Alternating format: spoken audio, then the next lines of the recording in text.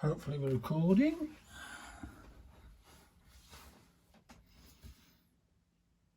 So welcome. A few months ago I got back into doing calligraphy. One of the things that I did was, where's that book gone?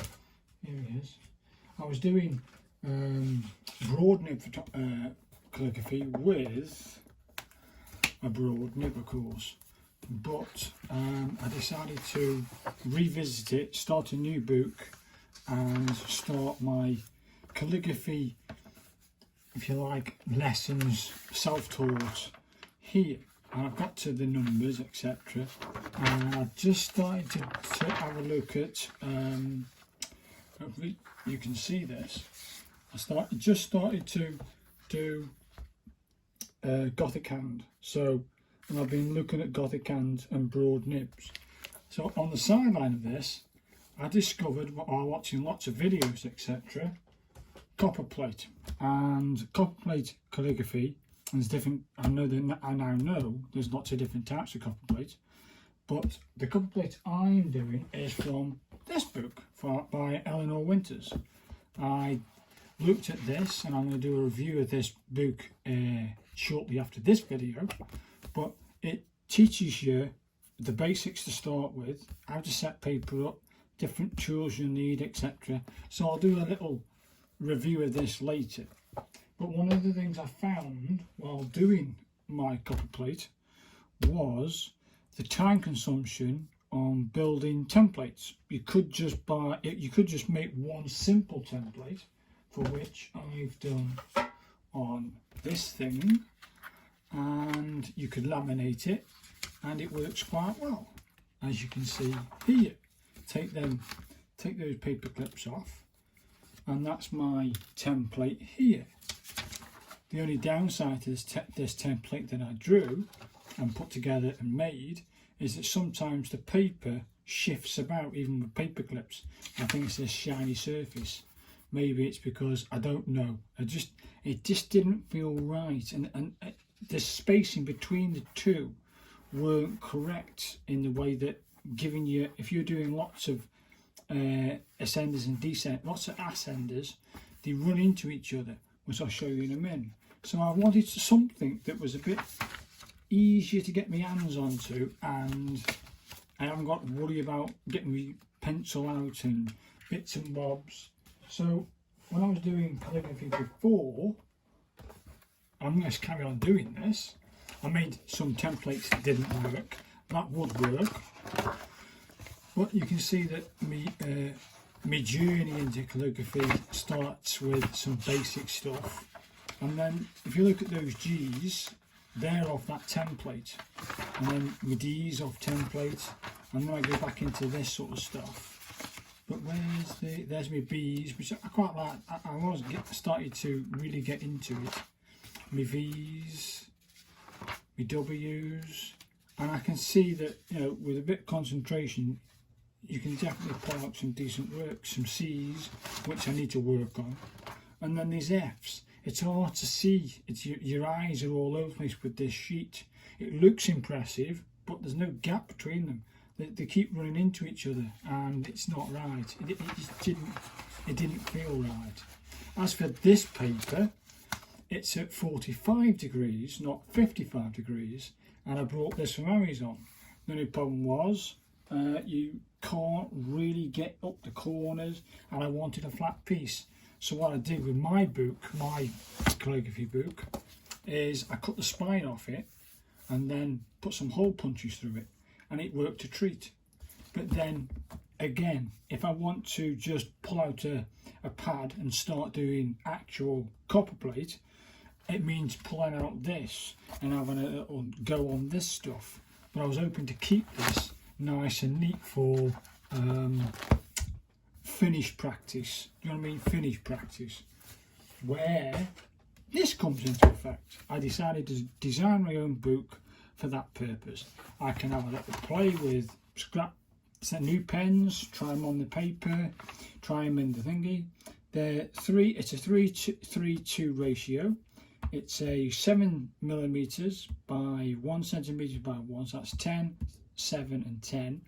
And my first review of this book, I didn't favour it because I didn't really get to use it, and basically I've stopped here. Let me check if I can get that on camera. I stopped here, but then I carried on using it to see, you know, am I jumping the gun on the quality of the paper? It can work. It does work for nib pen. Works a treat for fountain pen. Brush pen works a treat. And now I've been using it for a bit. I absolutely love it. Let me give you a little demonstration. So these are at 55 degrees slant, and you can get, I think, 18. Yes, you can get 18 across. So you can get, if you go in just the X side, you could do 18 letters. If you're doing descenders, you might get 17, and if you go in ascenders, again 17. So you can fit quite a lot on 17, 17, and you've got this gap where you can write stuff. So what I was going to do was, if I need, I'm going to review my work eventually, and this is only for practice. You know, I don't care about where I write. I mean, it can be anywhere. It doesn't matter. This isn't anything finished. It's where I can just whip it out and have a little play. So this is a broad nib. Let me have a go at this. Let me try this one.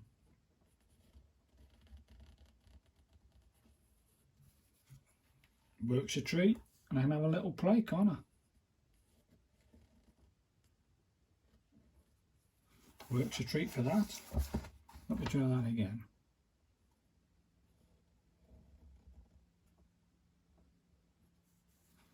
That will do me for me F. In fact, the F goes all the way to the bottom, doesn't it? You can see I'm still learning. There, that's an F. Let me just do that then. That's better. See, I can have, if I make mistakes, it doesn't matter. You can just get rid of it. It doesn't matter. This is for practice, and that's what it was only meant to be, for practice. And the drying time for this paper, I found, you know, that's only just gone on, and it's almost dry. Look, that's pretty quick. Look at that. Bloody hell, that's amazing, that is. And I think it's 206 pages of, I think, quality paper. If you got the nib, brand new nib on your pointer, so let's say you got your nib. Give us this thing. Give us me nib. This is me straight nib, me straight holder. So you will hear a little bit of a scratch, but that should be okay.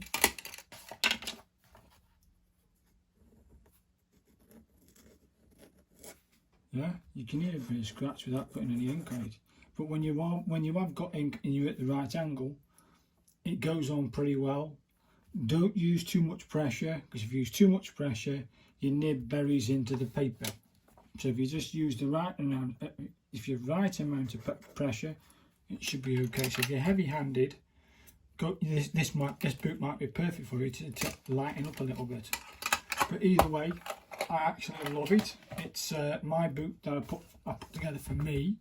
If you buy one, that's great, and that'll do. You know, you buy it for yourself.